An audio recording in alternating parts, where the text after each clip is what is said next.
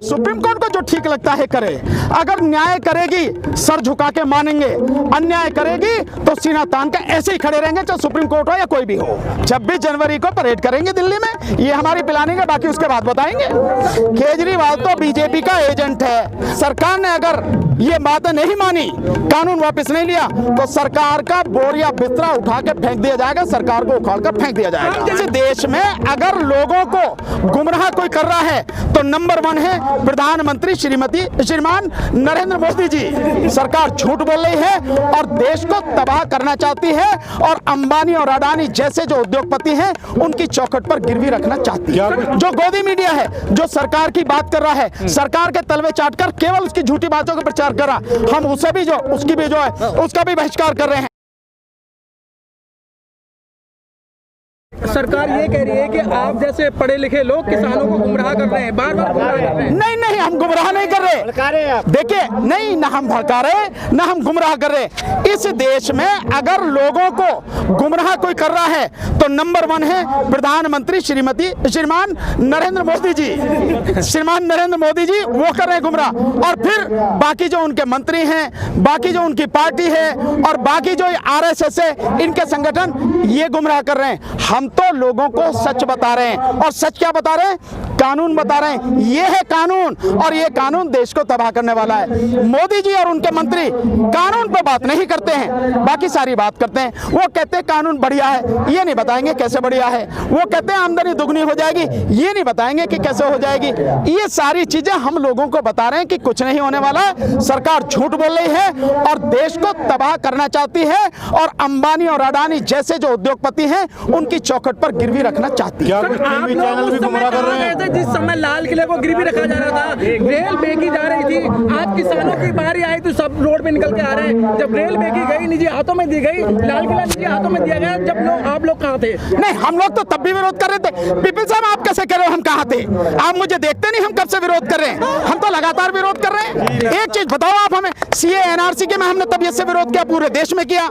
हम EVM का विरोध कर रहे हैं लगातार, जब से सरकार ने शपथ ली थी तब से विरोध कर रहे हैं। हर बात जो देश के विरोध में है, हमने इस सरकार का विरोध किया और खुल के किया, बिना किसी डर के किया। हमने बात ये मानता हूं आपकी बात कि जिन लोगों पर सीधा प्रभाव पड़ता, जैसे रेलवे का निजीकरण, तो रेलवे के जितने भी कर्मचारी थे उनको विरोध करना चाहिए था।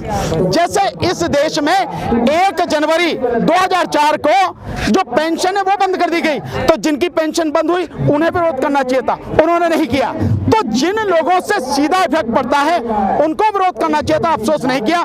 लेकिन ये देश का सौभाग्य कि जब देश के अन्नदाता के गले में फांसी का फंदा डाला गया, तो देश का अन्नदाता अपनी पूरी ताकत से खड़ा होकर विरोध कर रहा है।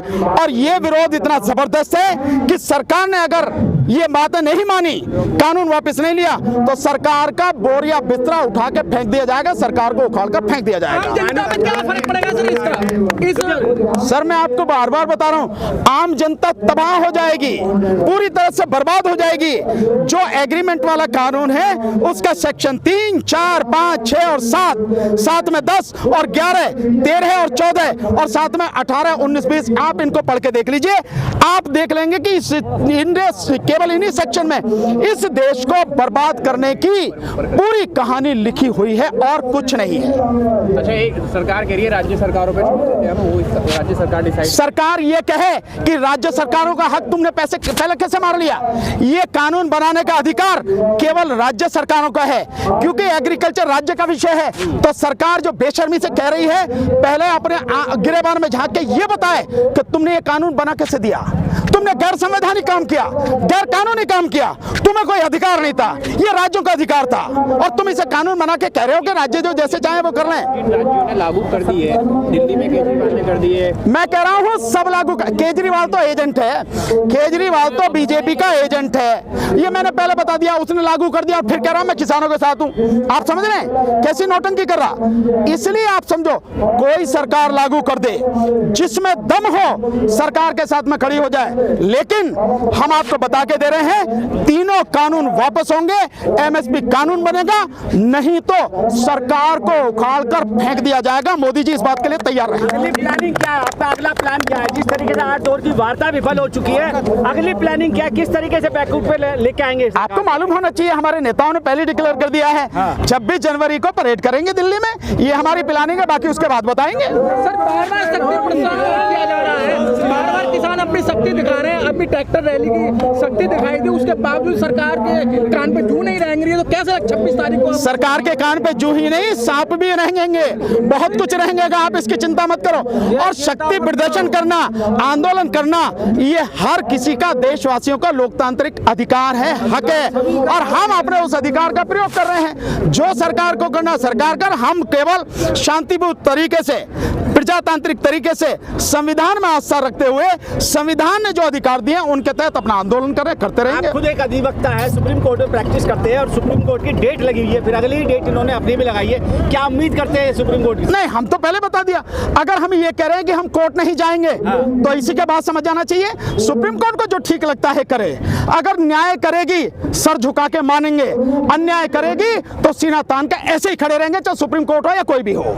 इसे डिसाइड कौन करेगा, न्याय हो या अन्याय हो? हम करेंगे ना, अगर कोई नहीं करेगा तो हम करेंगे ना। हम बताएंगे आपको कैसे न्याय होता और क्या चीज है, कैसे अन्याय हो रहा है, कैसे गैर संवैधानिक काम हो रहा है और कैसे संवैधानिक काम होगा, हम बताएंगे आपको। इसमें चिंता करने वाली क्या बात है? ये तो जिम्मेदारी कोर्ट की है। अगर कोर्ट नहीं बताती है तो इसका मतलब ये नहीं है कि इसको न्याय को बताने वाले नहीं है, सही बात को बताने वाले नहीं है। इस देश में लाखों लोग हैं जो सच के साथ में खड़े हैं और सच बताने के लिए सीना तान के हमेशा तैयार हैं और वही बताएंगे। आप तो पहले कह रहे हैं इस ना कि आंदोलन को अगर गति देना चाहते हो तो क्या अपील करेंगे देशवासियों से? किसको? मैं तो बहुत सीधी सी अपील करूंगा सबके सामने, भाइयों, इस आंदोलन में जी हफ्ते में एक दिन जरूर दीजिए। हफ्ते में एक दिन हम इतना समय बर्बाद कर देते हैं, कहीं ताश खेलने हैं, कहीं जो है सोशल मीडिया पे लगे हुए हैं, कहीं व्हाट्सएप यूनिवर्सिटी में खोए हुए हैं, कहीं हम सो रहे हैं, बाकी और सारी चीजों में समय बर्बाद कर देते हैं। एक दिन निकालिए, ये जिम्मेदारी समझिए, हर किसी की जिम्मेदारी है देश को बचाने का, देश के अन्नदाता के साथ में खड़े होने का और देश की तमाम जनता को बचाने का। एक ही तरीका है, आप सारे के सारे लोग हफ्ते में एक दिन निकाल के इस आंदोलन में आइए, भाग लीजिए।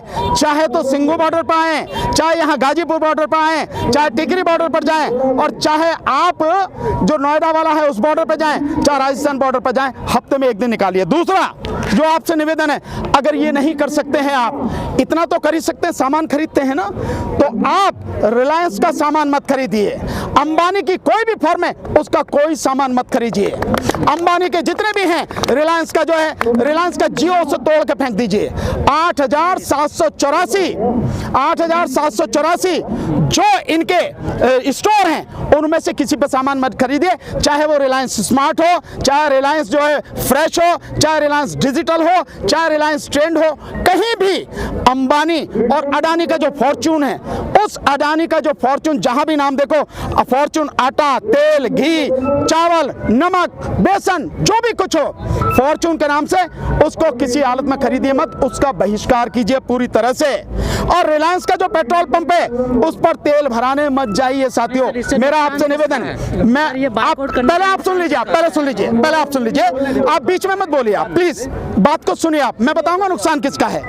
मुझे नहीं पता किसका नुकसान है, लेकिन लोकतांत्रिक तरीके से लड़ने की हमारी ये रणनीति है जिसका हम बहिष्कार कर रहे हैं, और उन लोगों का, उनके उत्पादों का हम बहिष्कार करेंगे जो इस सरकार के साथ में मिलकर षड्यंत्र कर रहे हैं और इस देश को तबाह और बर्बाद करने की जो गलत नीति है, घृणित नीति है, उसमें शामिल है। हम उसका बहिष्कार कर रहे हैं, बहुत सीधा सा। सर, लड़ाई सरकार से है आपकी, उद्योगपतियों से? बिल्कुल सबसे लड़ाई है, जो भी देश को बर्बाद करेगा। अगर आप भी देश को बर्बाद करने की बात करेंगे तो आपसे भी लड़ेंगे।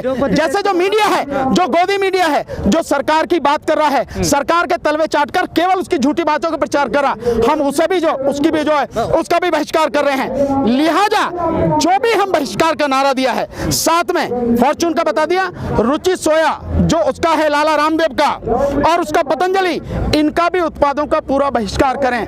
अगर आपको लगता है कि इस आंदोलन से देश को बचाना है, इस आंदोलन में शामिल होके किसानों को मजबूत करना है और इस सरकार से देश को बचाना है, तो आप आए, नहीं आ सकते तो बहिष्कार जरूर करें। साथ में एक और चीज, जो गोदी मीडिया है, इस गोदी मीडिया का बहिष्कार बहुत जरूरी है। मैं तो आपसे एक ही निवेदन करूंगा, 1 साल के लिए अपने टेलीविजन पर ताला लगाकर बंद कर दीजिए।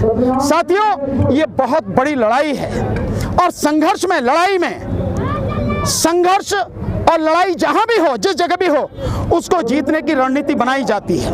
और रणनीति का ये एक हिस्सा है कि जो लोग आपके पैसे से अपनी दुकान चला रहे हैं, आपके पैसे से अपनी जेबें भर रहे हैं, आप अपनी मेहनत का, गाढ़ी कमाई का एक भी पैसा उनकी जेब में न जाने दें। इसलिए जो टेलीविजन है उस पर पूरी तरह से ताला लगा दीजिए। आप 1 साल के लिए तो कर सकते हैं, आप इतना तो कर ही सकते हैं। लॉकडाउन में हम लगभग 1 साल होने जा रहा है, घर से बाहर तक नहीं निकले, तो हम टेलीविजन पर ताला नहीं लगा सकते। ये लड़ाई का हिस्सा है, आप घर बैठे भी लड़ाई का हिस्सा हो सकते हैं। इसलिए मेरा आपसे निवेदन है, इसका पूरी तरह से पालन करके बहिष्कार को अमली जामा पहनाकर इस आंदोलन की ताकत को बढ़ाइए। चलिए।